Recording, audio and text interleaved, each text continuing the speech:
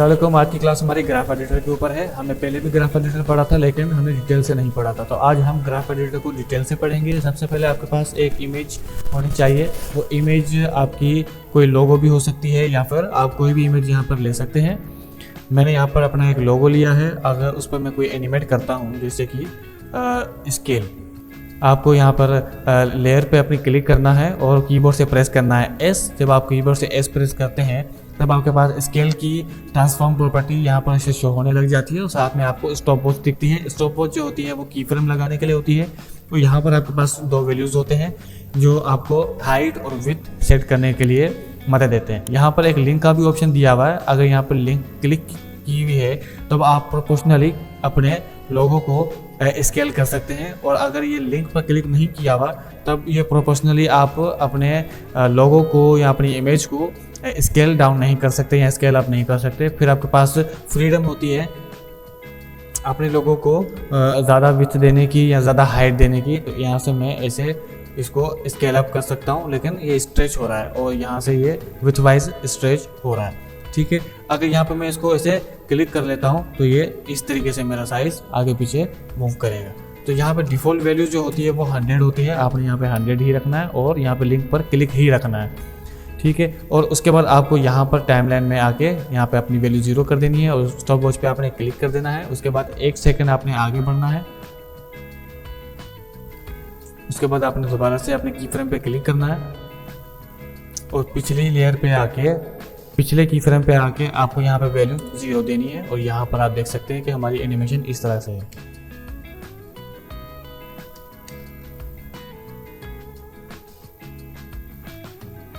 ठीक है, अब एनिमेशन तो चलो हमारी अगर ऐसे बन गई है तो उसके बाद मैं इसके ऊपर कुछ और लगाना चाह रहा हूँ, जैसे कि रोटेशन। तो रोटेशन के लिए मैं प्रेस करूँगा आर प्रेस करने के बाद आपको यहाँ पे स्टॉप वॉच पे सेम तरीके से जैसे हमने स्केल को एनिमेट किया है आपको इसको भी एनिमेट करना पड़ेगा। तो मैं यहाँ पे 1 सेकंड पे आता हूँ और यहाँ पे की फ्रेम पे क्लिक करता हूँ और बैक वाले की फ्रेम के अंदर जाऊँगा और यहाँ पर -90 पे क्लिक करूँगा तो मेरी एनिमेशन कुछ इस तरह से बनेगी। ठीक है, अब यहाँ पर टाइमिंग मुझे सेट करनी है इसकी। तो आपको क्या करना है, लेयर को सिलेक्ट करना है और प्रेस करना है यू। यहाँ पे आपके पास जितनी भी की फ्रेम एनिमेशन होगी वो आपको यहाँ पर शो हो जाएगी। यहाँ पर रोटेशन जो है वो मुझे टाइमलाइन डाउन करनी है। इसका मैं टाइम कम कर दूंगा इस तरीके से। यहाँ पे इसका टाइम थोड़ा सा ज़्यादा कर दें इस तरीके से। ठीक है, अब यहाँ पर एक इशू है, वो ये कि अगर आप यहाँ पे देख सकते हैं कि स्केल जो मेरा आ रहा है वो यहाँ पे आके अटक रहा है। तो उसको स्मूथ बनाने के लिए मैंने आपको एक शॉर्टकट बताया था इससे पहले, F9। तो आपको ये सिलेक्ट करना है की फ्रेम, F9 प्रेस करना है। उसके बाद आपने एनिमेशन अपनी देखनी है, ये बिल्कुल आपकी स्मूथ हो जाएगी। अब यहाँ पर अगर मैं ग्राफ एडिटर को यूज़ करूँ तो इस एनिमेशन को मैं थोड़ा अलग तरीके से भी बना सकता हूँ। जैसे कि आपको यहाँ पर जाना है, ग्राफ एडिटर के अंदर यहाँ पर क्लिक करना है, एडिट स्पीड ग्राफ पर क्लिक करना है और इसको आपने मज़ीद स्मूथ कर लेना है इस तरीके से। उसके बाद आपको स्केल के ऊपर क्लिक करना है। स्केल पर जब आप क्लिक करते हो तो यहाँ पे आपको एक ग्राफ दिखेगा। इस ग्राफ पे आपने इस तरह से सिलेक्शन लगानी है। इस तरह से सिलेक्शन लगाने के बाद आपके पास 2 हैंडल मिलेंगे येलो कलर के। आपने इनको इस तरीके से मूव करना है। अब आप ग्राफ देखें कि यहाँ से मेरा ऐसे आहिस्ते आहिस्ते से उठेगा ऊपर की तरफ और उसके बाद यहाँ से स्पीड से नीचे की तरफ आएगा। तो ये एनिमेशन मेरी कुछ इस तरह से बनेगी। अगर मैं इसको बहुत ज़्यादा बढ़ा दूं और इसको भी कम कर दूं यहाँ से इस तरीके से और इसको मैं मज़ीद बढ़ा दूं तो ये एनिमेशन मेरी कुछ इस तरह से दिखेगी।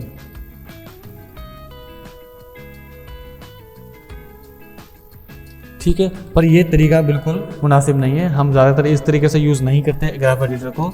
यहाँ पर हमने जो पहली सेटिंग लगाई थी ये वाली, ये सेटिंग ज़्यादा बेहतर है।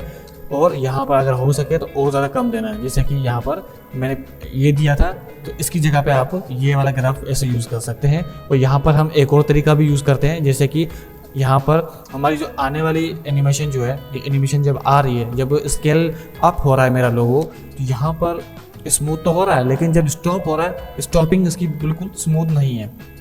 तो उसके लिए मैं जो पॉइंट है इसको यहाँ से थोड़ा सा मज़ीद आगे करूँगा ऐसे, और इस पॉइंट इस येलो हैंडल को मैं इसे अंदर की तरफ खींच दूंगा। अब यहाँ पे देखें, यहाँ पर स्लाइड बहुत बड़ी है और यहाँ पर स्लाइड थोड़ी सी छोटी है, लेकिन ये हमें स्मूथ डाउन करने के लिए बहुत है। तो यहाँ पर मैं ऐसे जाऊँगा और इसको मैं यहाँ से प्ले करूँगा तो ये इस तरह से मेरा हो जाएगा। ठीक है, यहाँ पर बस एक छोटी सी मिस्टेक और है, वो है रोटेशन पर हमने अभी तक कोई स्मूथ इफेक्ट नहीं लगाया, उसको हमें यहाँ पर ऐसे इफेक्ट लगाना है। उसके बाद पहले हम रिजल्ट देखते हैं। ठीक है, अब यहाँ पर इसको हम इस तरीके से और हल्का सा इसको यहाँ पर ऐसे इफेक्ट दे देंगे ताकि ये स्लाइड डाउन जो बड़े वाला है वो हमारा इस तरफ हो और छोटा स्लाइड हमारा स्टार्टिंग की तरफ हो। ठीक है, अब इसके लेवल हमें सही करने हैं। यहाँ पर इसको ऐसे लेके जाना है और इस हैंडल को थोड़ा सा इस तरफ। अब ये जो पॉइंट था मेरा, वो मेरा इस तरफ था, उसको मैंने अब इस तरफ कर दिया है, तो हमारा रिजल्ट कुछ यूँ होगा। ठीक है, इसको मैं थोड़ा सा अब इस तरफ कर लेता हूँ, बिल्कुल सेंटर में मैं लेके आऊँगा इसको।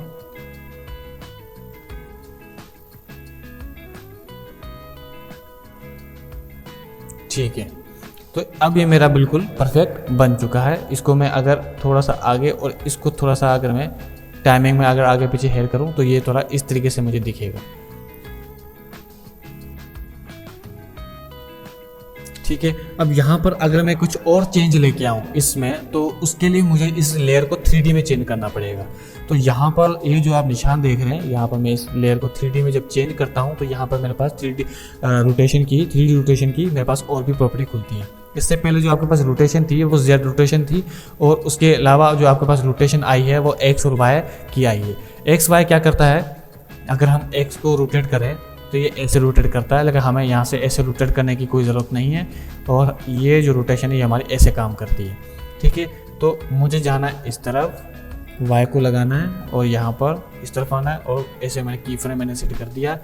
उसके बाद यहाँ पर मुझे इसको ऐसे सेट करना है, तकरीबन -60 तक मुझे बस लेके आना है, और इसको भी मुझे स्मूथ करना है F9 प्रेस करके।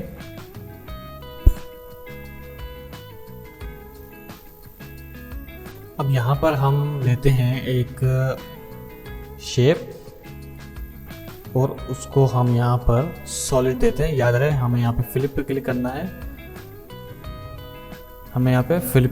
है, और यहाँ पर सॉलिड के ऊपर क्लिक करोगे तो यहाँ पर ये कलर हमारे पास शो हो जाएगा। उसके बाद स्ट्रोक मुझे नॉन करना है। उसके बाद यहाँ पे मुझे सिलेक्शन टूल लेना है और कीबोर्ड से मुझे प्रेस करना है control home, alt control home, उसके बाद कंट्रोल होम। आप जब प्रेस करते हैं तो ये हमारा शेप सेंटर में आ जाता है। ठीक है, उसके बाद आपने क्या करना है, यहाँ पर पेन टूल पकड़ना है, यहाँ पर ऐसे आपने कुछ लाइनिंग करनी है।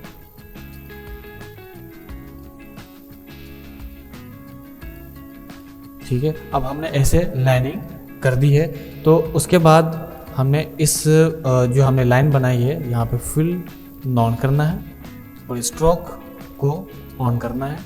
उसके बाद यहाँ पे हमने एक लाइनिंग पतली रखनी है। ठीक है, अब हमारे पास एक राउंड शेप है और हमारे पास एक पाथ लाइन है। ठीक है, अब यहाँ पर हमने क्या करना है, पहले हम क्या कर रहे थे, मैनुअल तरीके से एनिमेशन लगा रहे थे, लेकिन यहाँ पर मामला थोड़ा चेंज हो गया। हम यहाँ पर मैनुअल तरीके से एनिमेशन नहीं लगा रहे, हम यहाँ पर बनी बनाई एनिमेशन लगाएंगे। बनी बनाई एनिमेशन कैसे लगती है, आपको इधर जाना है जहाँ पर आपने पाथ बनाई है, सॉरी इधर ऊपर आपने जाना है, और यहाँ पर ऐसे करके ये जो आपका पाथ है ये, और यहाँ पर जो राउंड शेप बना हुआ है यहाँ पर आपने प्रेस करना है P। अब यहाँ पे आपने पोजीशन ओपन कर ली, यहाँ पर आपने पाथ ओपन कर लिया। आपका जो ये कर्सर है इसको आपने बिल्कुल 0 पे लेके आना है। इस पाथ पे क्लिक करना है, कीबोर्ड से प्रेस करना है कंट्रोल C, और यहाँ पोजीशन पे क्लिक करना है और कंट्रोल V प्रेस करना है अपने कीबोर्ड में से। ठीक है, पाथ में से क्या करना है आपने कंट्रोल C, और उसके बाद यहाँ पर आपने क्लिक करना है और कीबोर्ड से कंट्रोल V पेस्ट करेंगे, तब आपकी क्या होगी, ये की फ्रेम जो है वो ऑटोमेटिकली लग जाती हैं। और आप देख सकते हैं स्क्रीन के ऊपर कि आपका जो शेप था राउंड वाला वो सेंटर से हटके यहाँ पर आ चुका है। तो अब मैं पाथ को ऐसे कर रहा हूँ और इसको मैं कर रहा हूँ लॉक, और उसके बाद मैं यहाँ पे टाइमलाइन पे कहीं क्लिक करके जहाँ पे मेरी सिलेक्शन हट जाए, और यहाँ पे आप एनिमेशन देखें इस तरीके से आ रहा है। ठीक है, अब एनिमेशन के अंदाज को ज़रा समझिए कि यहाँ पर जब एनिमेशन स्टार्ट हो रही है, एनिमेशन की रफ्तार सेम है, सेंटर में भी रफ्तार सेम है और उसकी एंडिंग की रफ्तार भी सेम है। अब हम ग्राफ एडिटर यूज़ क्यों कर रहे हैं? ग्राफ एडिटर हमने पढ़ा है ना अभी, तो ग्राफ एडिटर हम यूज़ कर क्यों रहे हैं? जब कोई एनिमेशन हम बनाते हैं तो उसको स्मूथ करते हैं। स्मूथ से मुराद के वो उसकी जो स्टार्ट है वो स्लो रहे, सेंटर में स्पीड बढ़ जाए और एंडिंग उसकी स्लो हो जाए वापस से। तो स्टार्ट में जो एनिमेशन स्लो होती है ना, हम उसको बोलते हैं वेलोसिटी। जो स्टार्ट आखिर में जब स्पीड वापस से स्लो हो जाएगी उसको भी हम बोलते हैं वेलोसिटी। तो ये वेलोसिटी जब कम से जब बहुत ज़्यादा बढ़ जाती है तब इसकी स्पीड भी उतनी ज़्यादा बढ़ जाती है। जब वेलोसिटी बढ़ती है तो उस दौरान शेप की एक्सेलरेशन भी बढ़ती है। तो ज़ाहिर सी बात है ये 3 चीज़ें जो हैं वो एक साथ वर्क करती हैं ग्राफ के अंदर। जब हम ग्राफ को ऊपर नीचे या स्लाइड डाउन करते हैं, उसके ऊपर स्लाइडर्स बनाते हैं बहुत सारी, तो वो ऑटोमेटिकली क्या करता है, वेलोसिटी एक्सेलरेशन को सेट करता है और यहाँ पर हम एंडिंग और स्टार्ट और सेंटर की स्पीड को मैनेज कर सकते हैं।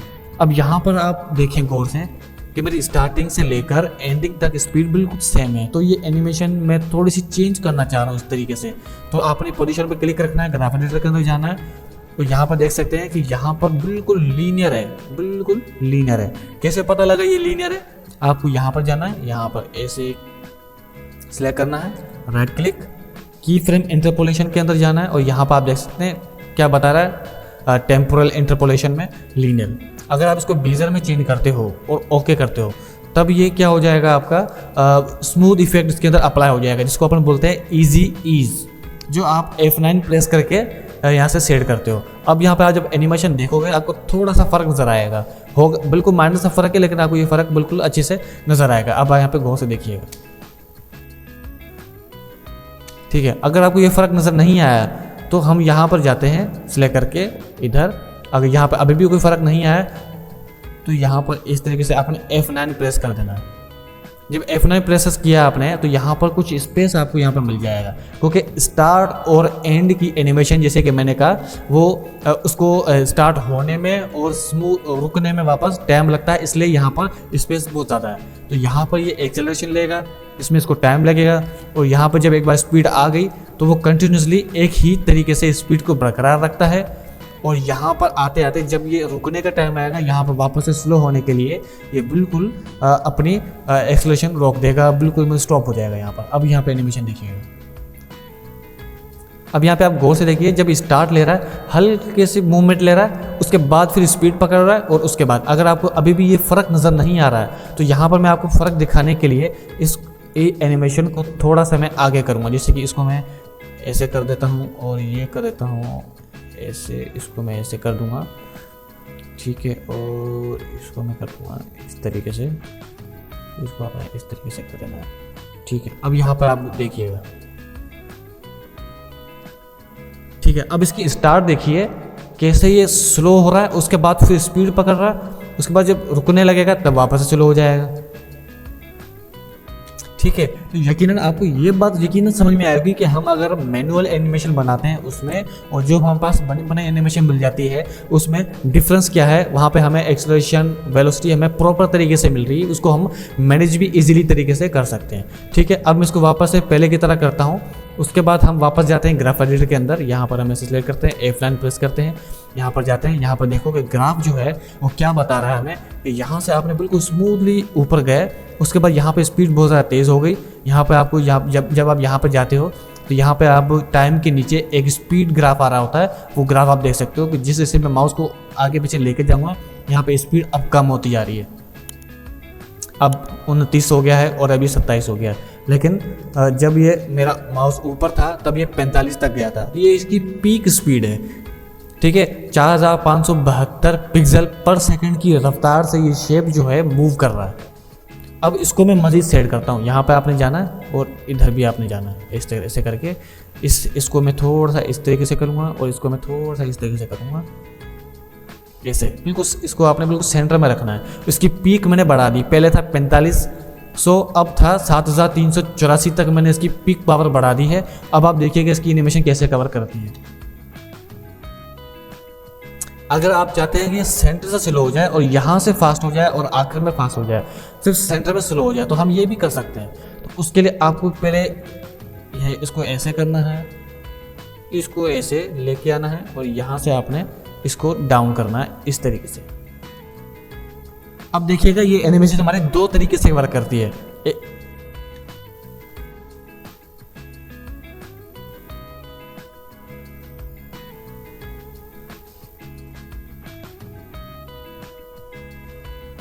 ठीक हो गया।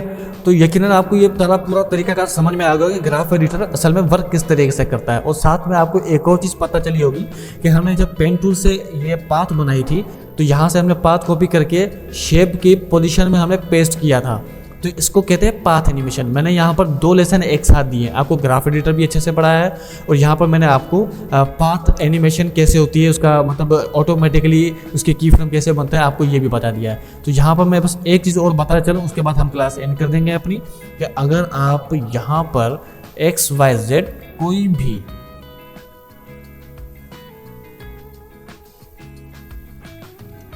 पाथ बनाते हैं इस तरीके से, उसके बाद फिर मैं वापस से इसको ऐसे करता हूँ।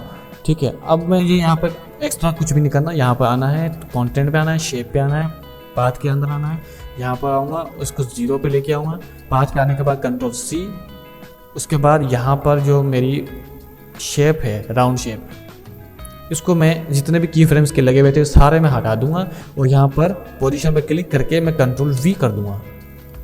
अगर यहाँ पे कंट्रोल V आ रहा है, ठीक है, अब यहाँ पर ये ऐसे आ चुका है, शेप को वापस इन करूँगा। अब आप यहाँ पे एनिमेशन देखिएगा कैसे वर्क करती है मेरी। ठीक है, अभी एनिमेशन क्या हो रहा है इसमें, यहाँ पे एक प्रॉब्लम क्या है, यहाँ पे प्रॉब्लम ये है कि एनिमेशन चल तो रही है लेकिन जहाँ से इसने स्टार्ट लिया था कि वहीं पे आके रुक रही है। मैं चाहता हूँ यहीं से ये चलती रहे, कंटिन्यू चलती रहे, कंटिन्यू चलती रहे, बिल्कुल चलती रहे, रुके भी नहीं। तो उसका एक तरीका है हमारे पास। उसका तरीकाकार ये है कि सबसे पहले आपने ये टाइम लाइन का एरिया बढ़ा देना है। मैंने जो कंपोजिशन का टाइम रखा था वो 10 सेकंड रखा था और उसके बाद मैंने जो एनिमेशन है वो है मेरी 2 सेकंड की मेरी एनिमेशन है और उसके आगे ये मेरी एनिमेशन वर्क नहीं कर रही है। तो मुझे क्या करना है, ये पोजीशन जो है, इसका जो स्टॉप वॉच है, यहाँ पर इसका ये ग्राफ एडिटर है, यहाँ पर आपने अल्ट दबा के क्लिक कर देना है। उसके बाद आपके पास यहाँ पर एक कोडिंग सेक्शन खुलेगा जहाँ पे हमने एक्सप्रेशन लगाने होते हैं। तो ट्रांसफॉर्म डॉट पोजीशन जो लिखा हुआ है ये आपने मिटा देना है और यहाँ पर आपने लिखना है LOOP और कैपिटल UOUT लगाना है। उसके बाद आपने ब्रैकेट क्लोज लगा देनी है और यहाँ पर आपने सिंपली एंटर कर देना है। ठीक है, उसके बाद आप जब एनिमेशन को आप देखेंगे ये कंटिन्यू चलती रहेगी नॉन स्टॉप, ये कभी रुकेगी नहीं। अब यहाँ पर मैंने चाहे 1 घंटे की टाइम दे दूँ, चाहे मैं 10 सेकंड का टाइम दूँ, चाहे मैं 1 मिनट का टाइम दूँ, मैंने यहाँ पे लूप आउट एक्सप्रेशन लगाई है पोजीशन के अंदर, तो ये एनिमेशन मेरी कंटिन्यूसली लूप होती रहेगी, ये रुकेगी नहीं। ठीक है, तो यकीनन आपको आज की क्लास समझ में आई होगी। आपको अगर कोई भी सवाल है, कोई भी क्वेश्चन है तो आप कमेंट कर सकते हैं।